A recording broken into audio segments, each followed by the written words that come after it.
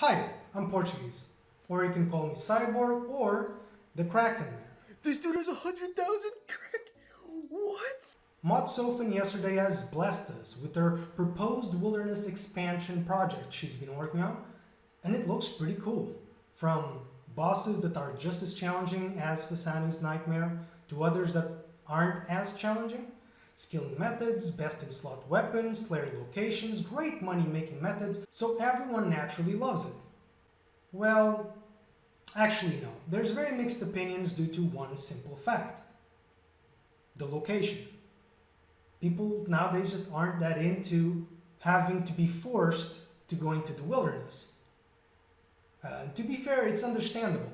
All the things I just mentioned that this expansion offers already exists in the current wilderness in some capacity. There's already 100 different reasons to go into the current wildy, and 100 more if you add simple things such as clue scroll steps. A lot of people also just aren't that fond of the predator versus prey dynamic, especially when some goofy looking guy in mystic robes can keep catching freezes on you through mage spray and very high mage defense gear.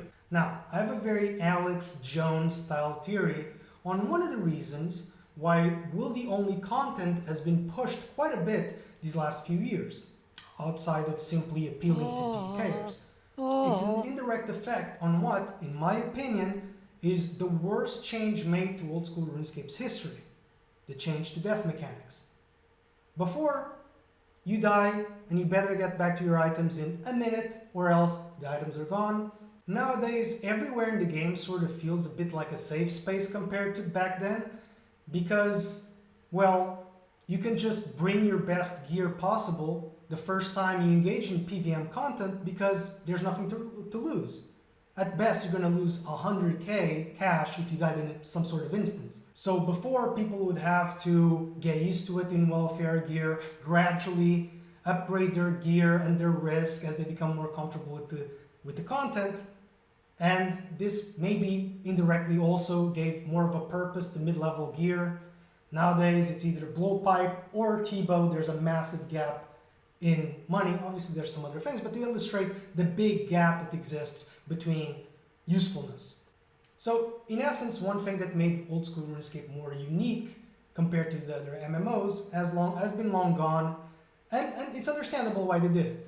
Kind of like how free trade being removed, arguably the worst or at least second worst update in the history of the game, was understandable.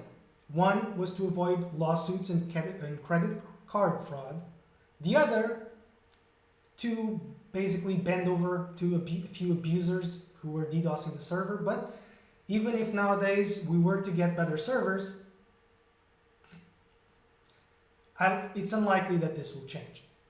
So, what's the only place left in the game that's truly dangerous? Well, it's the wilderness, of course. So that could be a bit of an understated reason as to why Jagex likes pushing people to be forced again into the wilderness with this sort of content. Although I have to say, I really like this underground worm idea. With different spawn points across the wilderness, you could have 20 different spawn points from level 1 to 40 everywhere. It could go underground in the middle of a kill, travel a great distance and come back up multiple times per kill. I like that. Now, obviously, if only there was an equally large area in the game, but that's currently completely dead content without anything to do in it, that's also dangerous, and where players can also attack you. Well, there is one. It's called the free-to-play wilderness. Now, instead of hundreds of things to do, in free-to-play, there's two things you can do. You can grab the steel plate legs from their spawn in the ruins, hop around. This can maybe at maximum give you 100k gold per hour. Or, if you have 85 mining, which if you do, in free-to-play, chances are you're a bot, you can mine the 2 runelite ores in Deep Wildy. Good luck with that. You won't, but you could. The rest is completely empty space. There's not even wilderness bosses roaming around the land to obstruct space. There's nothing. There's only a couple of skeletons here and there. So it's perfect for a boss that could travel the whole of the wilderness randomly and spawn randomly. Location and world will be announced on and before spawn. I like that. I have to be honest, like I've had this sort of idea for a long time, but it wasn't necessarily like that. It was due to the nature of the boss and because it's end game free to play, it would only be available in 1 to maybe 5 servers to make it completely chaotic, hundreds of players killing it at the same time. Goofy. I like goofy. But I think this is a better idea, but I would still limit the amount of servers, not to 5, but maybe a few more. But I don't think a boss like this should be available on all servers. You kind of want it to be a shit show. Make it a boss where nearly every single point of damage can be dodged or avoided. We've had plenty of that in Tombs of a Masket recently. Why not do it again? To appeal to low-level players, you can make it so there's things in the environment that you can use to kill it, such as cutting some of the dead trees down in the wilderness and lighting a fire underneath it or around it to damage it. Or you can be able to craft an item such as the poison dynamite to essentially do the exact same thing. This is to give the boss a bit of variety across combat levels and also be maybe a bit strict with the rewards in the sense that max collection log completionists come down from members, come here and look down at the level 40, 50, 60 free-to-play peasants, disgusting, and get all the loot. Maybe make it so they'll get most of it, but the low levels can still get a nice chunk of it if they play properly. Because it's free-to-play, the biggest problem with free-to-play has always been run energy. Maybe as it's going down and running around the wilderness, it leaves a sort of trail, and if you follow that trail, it replenishes your run energy. However, if you stand directly underneath it, you'll get damaged. When it surfaces up, say you have 4 or 5 seconds to move out of the way, or else you get one shot. As for rewards, I would add 3 different things. This is going to increase in levels of how controversial these ideas are, but I'm just going to let it rip. One would be a best-in-slot weapon, whether it's melee, mage, or range. A melee weapon could be a corrupted dragon longsword, pretty much the same or similar stats to the actual dragon longsword, but be usable in free-to-play. Because it's a 5-tick weapon, I don't believe it would be that much of a power creep compared to the rune scimitar, especially against low-level stuff. For range, I would say you give a little bit of an upgrade over the maple shortbow, maybe the equivalent of a mithril or adamant crossbow with its own ammunition dropped by the monster. And for mage, you could add some stuff that adds 1 to 2 damage to your bolt spells. I mean, it's not going to break the game. And regardless of which one or all of them, I would say they work similarly to Barrow's gear. It degrades and you need to pay a fee to fix them. And if someone kills you, they get a cash fee and all that. And this is how easy game design is in RPG games. You make whichever weapon, or all of them, the best in slot against that monster. And you look around, in RuneScape there's plenty of examples of this. Chambers of Xeric, what's the best weapon there? T-bow. Tombs of a Masket, what's the best weapon there? Shadow Staff. TOB, what's the best weapon there? Scythe. Actually it might be the T-bow, whatever, it's my agenda. My second reward would be, well, it's a PVM boss, the easiest thing to put on is a pet. The first and only free-to-play available pet. You can have it be a relatively common pet, kind of like Chaos Elemental when it was the first pet that came into the game. It was a 1 in 300. Or you can make it as rare as most pets are nowadays, or anywhere in between. A pet drop would, like many others, entice the completionist players like Moth to a Flame to come to free-to-play and mingle with the filth, low-level casual scum.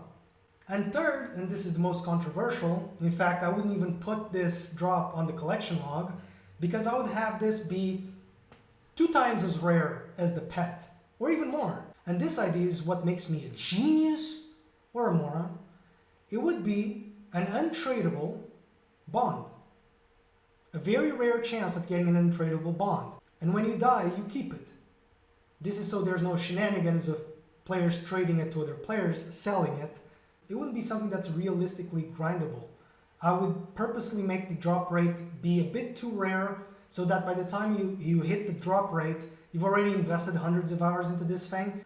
So it's not like it would break the game and break Jagex's finance. If anything, I think it would entice, come free-to-play scum, complete 2 weeks of the proper game. And then when you come back, you might want to pay it. Hey, you can get creative. You can make it so, I mean, We're talking about the boss that's potentially being killed by hundreds of players, and suddenly you get the pet and it's announced in the chat. And before you can log out or run away, someone might attack you because people are dicks. He might kill you because people are dicks. But hey, don't worry, free-to-play player, because that pet is insured. And for 1,000,000 gold, you can go claim it in our dome. All it takes is membership. Come. This is how you feed the mouths of OSRS developers. And by that I mean this is how you fill the pockets of whichever Chinese private equity or venture capitalist firm is currently treating Jagex, the company, as a used flashlight. As for the rest of the loot, I would make it a sort of very nerfed version of Zulrah. Some supply drops. I wouldn't even add runelite items or anything like that. Just make it so it's not a really good money maker for free to play. It wouldn't be as good as mining runelite ore or flipping whatever free to players flip on the G, feathers, bronze armor, you know, whatever. It would just truly be end game content for free to players that often get neglected. And that's the gist of my suggestion. Now I'm just gonna add a little sprinkle, a little extra flavoring. Obviously it's a giant worm roaming around in a large place. It is a reference to Dune. This would probably not be possible, but you could make it more of a reference to Dune by broadcasting it on the server when it spawns. A message in the chat, something like the sandstorm brews, which I believe would also be a reference to an early Pokemon game. And a giant storm would fill from level 1 to 46 the whole of the wilderness in sand. You wouldn't actually change any of the geometry, so this probably wouldn't be that hard.